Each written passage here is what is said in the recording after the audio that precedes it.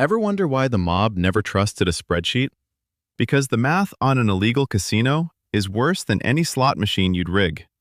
Federal data says the median underground casino makes $280,000 total before it gets shut down.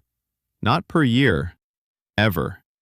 Meanwhile, you're paying 40% to dangerous men and losing another chunk to laundering fees before you see a dime.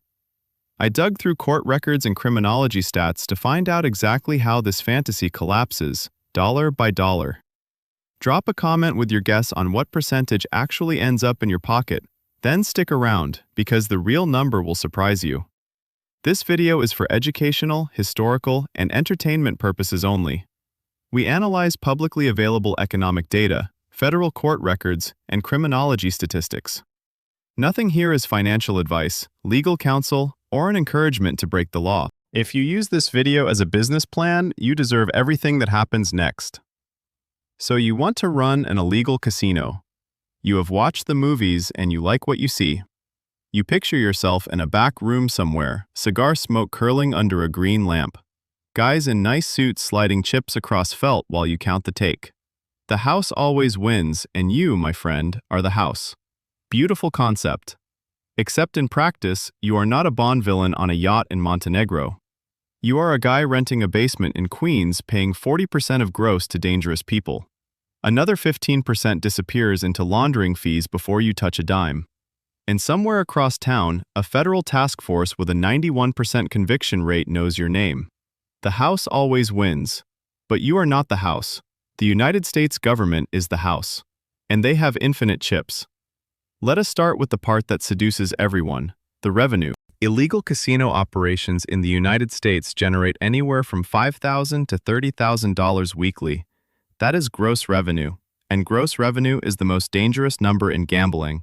It makes you feel rich while you are actually going broke. A small to mid-size underground operation pulls roughly $8,000 to $15,000 per week. Your house edge on slots runs about 8 to 12% of total wagers cycled through. Blackjack gives you roughly 2 to 5% if your dealers are competent. Poker rake pulls 5 to 10% per pot, which adds up if volume stays high. You need 40 to 100 unique visitors per week to sustain those numbers. Now here is the part the movies skip entirely. Department of Justice data from 2015 through 2022 show something very sobering. The median total lifetime seized revenue from shuttered underground gambling operations was roughly $280,000. Not per year, total.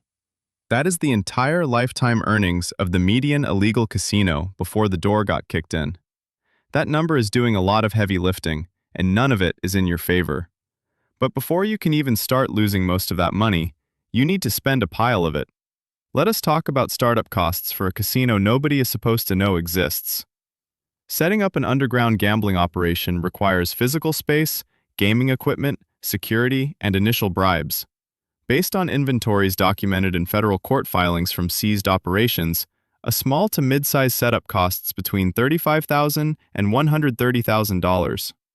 You need a discrete commercial space, which runs $1,500 to $4,000 monthly in a metro area. That lease goes under a fake name or a straw leaseholder, which is its own additional crime. Refurbished slot machines cost $700 to $1,200 each. A typical small operation runs 20 to 50 units, so that is $14,000 to $60,000 in machines alone. Table game equipment runs another $2,000 to $5,000 for a modest poker and blackjack setup. You need surveillance cameras and a security system, another $3,000 to $8,000. Soundproofing and interior build-out so the neighbors do not hear the action costs $5,000 to $15,000. Then comes your first round of protection payments, which run $5,000 to $20,000 depending on whose territory you are occupying. And finally, you need a bankroll float, cash on hand to pay winners, roughly $10,000 to $30,000. Add it all up and you are looking at $35,000 on the low end, $130,000 on the high end. And here is the kicker. 93% of seized gambling assets are never returned, regardless of trial outcome. Every dollar you invest is a dollar you are donating to the federal government's forfeiture fund. They appreciate your generosity. Good. You have spent your life savings on a secret casino. Now let us explore the ongoing costs, because this is where the math gets truly ugly. Illegal casinos face every overhead cost a legal business does, plus an entire shadow cost structure on top. Monthly rent and utilities eat $2,000 to $5,000. Staff is your biggest line item. You need dealers, a doorman, a floor manager, and a cashier. That is 4 to 8 employees paid in untraceable cash. Each one costs $600 to $1,000 per week. Monthly payroll runs $12,000 to $32,000. Equipment maintenance eats roughly another $1,000 monthly because slot machines break constantly. Now we enter the shadow costs. Protection or territory payments run 10 to 20% of your gross revenue. On a $12,000 per week operation, that is roughly $5,000 to $10,000 per month going to people who are not asking. They are telling. Money laundering is next, and it is not cheap. Running cash through Smurfs, shell businesses, or cryptocurrency tumblers costs 15 to 25% of the amount being cleaned. If you are trying to clean $50,000 a month, expect to lose $7,500 to $12,500 of it.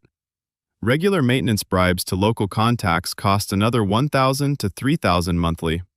This is not optional. This is the cost of not getting raided on a Tuesday. When you total it all up, your effective overhead rate runs 65 to 80% of gross revenue. You are keeping maybe 15 to 20 cents of every dollar that crosses your tables. And those dollars were not clean to begin with. There is another cost hiding in your payroll, and it is the most expensive one: your employees. FinCEN suspicious activity reports related to gambling jumped 38% between 2018 and 2022. But the number one source of tips to law enforcement in gambling cases is not data analytics, it is your own staff. Employees who feel underpaid, disrespected, or threatened become cooperating witnesses at an alarming rate. You are paying people in cash to keep a secret.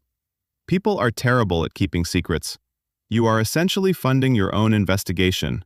So you are keeping maybe 15 cents of every dollar. Not great. But it gets catastrophically worse when we add the variable no business plan can hedge.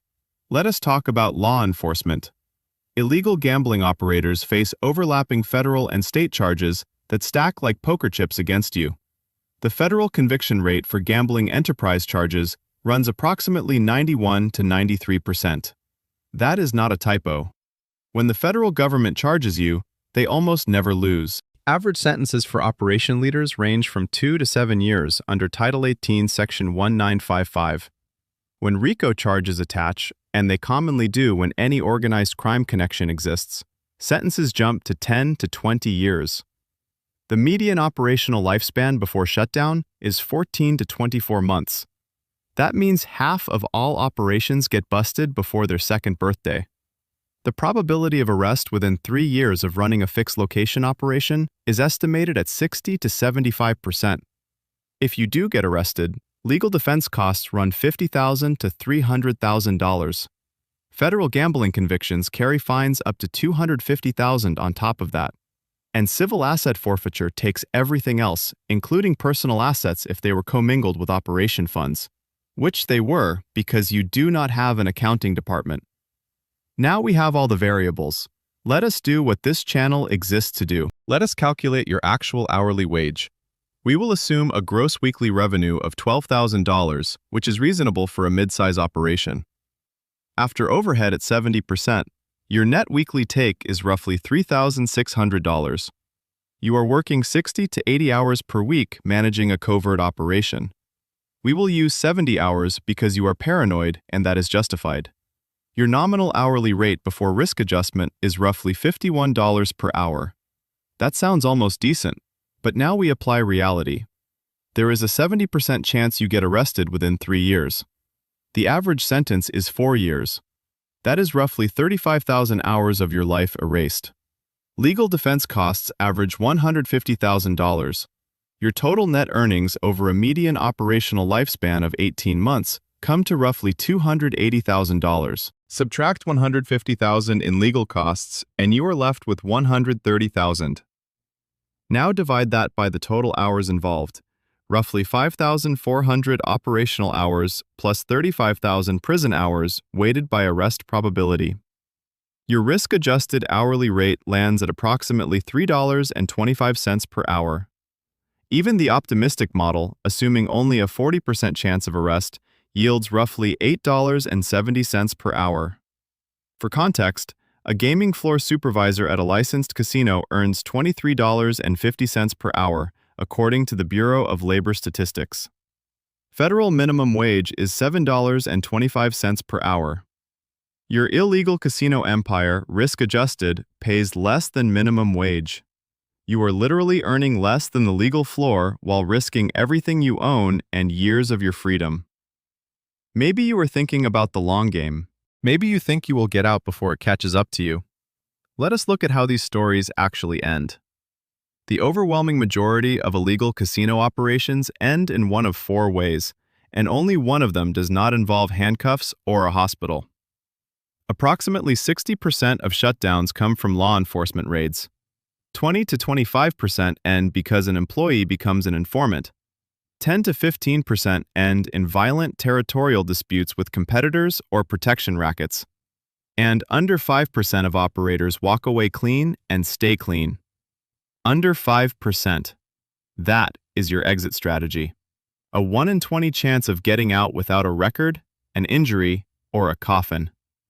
And even if you are in that lucky 5%, the aftermath is not freedom.